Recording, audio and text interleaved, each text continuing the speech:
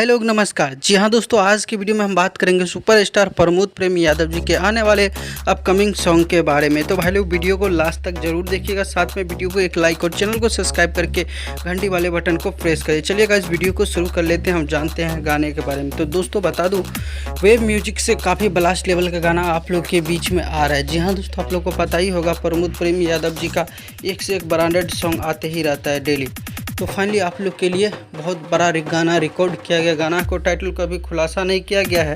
जैसे ही final poster release होकर आ जाता है तो दोस्तों आप लोग के लिए बहुत बड़ी खुशखबरी है, क्योंकि इस बार जो गाना आएगा जो कि काफ़ी हाई डिमांडेड सॉन्ग है दोस्तों। ठंडा स्पेशल सॉन्ग आज सुबह में एक रिलीज़ किया गया है, गोरी तोहर ललका स्वेटरवा। जी हाँ, आप लोग सुने होंगे, प्रमोद प्रेम एंटरटेनमेंट से इस गाने को सिस्टी म्यूजिक से इस गाने को रिलीज़ किया गया है। तो आप लोग जाके ज़रूर सुनिए।